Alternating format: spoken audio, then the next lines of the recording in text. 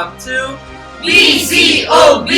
And for today's broadcast, we'll be talking about the different contributing factor for preterm birth complications such as pregnancy factor, lifestyle factor, genetic factors, periodontal disease, interval between pregnancies, prior preterm birth, and infection. And for today's broadcaster is Villamor. And before we proceed with today's topic, let me give a short introduction about the leading causes of neonatal death in the Philippines. It's said to be that there is 31% preterm birth complication and 24% intrapartum related events. And without any further ado, let's start with... Thank you, Joseph. Colorful Station, coloring your OB9. This is VENNA VERDEJO, bringing you the pregnancy factors. First, threatened abortion in early pregnancy is associated with higher risk of later adverse outcome. Vaginal bleeding is common at 6 to 13 weeks gestation. Pregnancy loss before 24 weeks is common with both light and heavy bleeding, with subsequent preterm labor and placental ablation. Birth defects, which associated with preterm birth and low birth weight babies. I end this by saying, healthy mommy is tantamount to healthy baby. Thank you, Vienna. This is VELASCO reporting. And now moving on to the different lifestyle factors. First, cigarette smoking, inadequate maternal weight gain, and illicit drug use affect the incidence and outcome of low birth weight units. Both underweight and obese mothers also have enhanced risk. Other maternal factors include young or advanced maternal age, poverty, short stature, and vitamin C deficiency. Now for the next correspondent.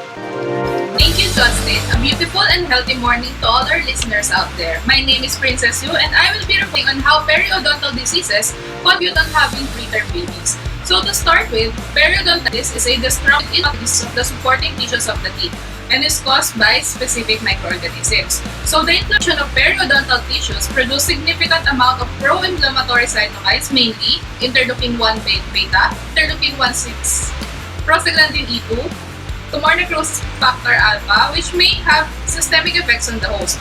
Based on a journal titled Periodontitis, a risk for delivery of premature labor and low birth weight by IANNE et al., the bacteria that cause inflammation in the gums can actually get into the bloodstream and target the fetus, potentially leading to premature labor and low birth weight. The most probable cause would be the effects of endotoxins released from gram-negative bacteria responsible for periodontal diseases. Knowing this, let us protect and take care of our teeth. This is Princess Yu reporting, leaving you saying that you don't have to brush your teeth every day, just the ones you want to keep. Thank you. Thank you for that information, Princess Yu. Hi, good morning everyone. This is Villegas reporting on interval between pregnancy and prior preterm birth. The intervals between pregnancies are linked with adverse perinatal outcomes. In the meta-analysis, intervals less than 18 months and more than 59 months were associated with greater risk for both preterm birth and small for gestational age newborns. The causal effect of short inter-pregnancy intervals, however, has been questioned. The most important risk factor for preterm labor is a prior preterm delivery. Ultimately, risk of recurrent preterm birth is influenced by three factors: the frequency of prior preterm deliveries, severity as measured by gestational age, and the order in which prior preterm delivery occurred. That is, an individual woman's risk for recurrent preterm birth is influenced by her past number and sequence of preterm, and term births. For example, a risk of recurrent preterm birth for a gravida 3 para 2 woman with a prior preterm birth followed by a term birth differs from a woman with a prior term birth followed by a preterm birth. Thus, the influence of reproductive history has a profound prognostic significance for risk of recurrence. Moreover, this may also influence the supposed benefit attributed to various interventions described later. Thank you for listening. Once again, this is Katrina Villegas. Moving on to the next factor. Thank you so much, Villegas. Hi everyone, this is LUISA reporting on the effects of infection. It is one of the main problems that complicate pregnancy. Antibiotic prophylaxis in several studies has been given to prevent preterm labor thought to be due to microbial invasion. Andrews and Associates reported results of a randomized trial in which they gave a course of azithromycin plus metronidazole every 4 months to 241 non-pregnant women whose last pregnancy resulted in spontaneous delivery before 34 weeks. Approximately 80% of the women with subsequent pregnancies had received study drug within 6 months of their subsequent conception. In another study, 2,661 women received placebo or metronidazole plus erythromycin between 20 and 24 weeks gestation, followed by ampicillin plus metronidazole during labor. At this time, antibiotic prophylaxis to prevent preterm birth is not recommended in women with preterm labor and intact membranes. Another problem is bacterial vaginosis. In this condition, normal hydrogen peroxide-using lactobacillus predominant vaginal flora is replaced with anaerobes. For diagnosis and management, gram staining, relative concentrations of the bacterial morphotypes characteristic of bacterial vaginosis are determined and graded by the Nugent score or assessed clinically with Amsel criteria. Bacterial vaginosis has been associated with spontaneous abortion, preterm labor, chorioamnitis, and amniotic fluid infection.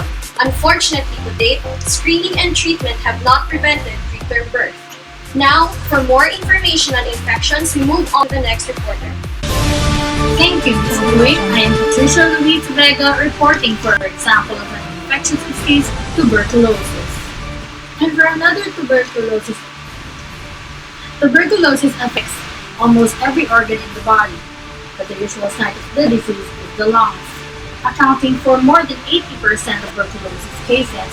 The pattern of the infection in HIV-positive patients may, however, be different, with increasing trends towards extrapulmonary setting. Almost all tuberculosis infections are caused by inhalation of infectious particles, aerosolized by coughing, sneezing, talking, or manipulation of infected tissue. Other modalities of transmission may, however, include ingestion of unpasteurized milk and direct implantation through skin abrasion or the conjunctiva. Aerosolized tuberculosis particles with sizes ranging between 1 to 5 micrometer are carried to the terminal air spaces of high airflow areas, where multiplication of the tubercle occurs. Following phagocytosis by pulmonary macrophages, a granulomatous reaction may be initiated in conjunction with the rich lymph nodes, thereby forming the gums focus. The bacilli remain in a state of dormancy within the gums focus, from where they may later become activated.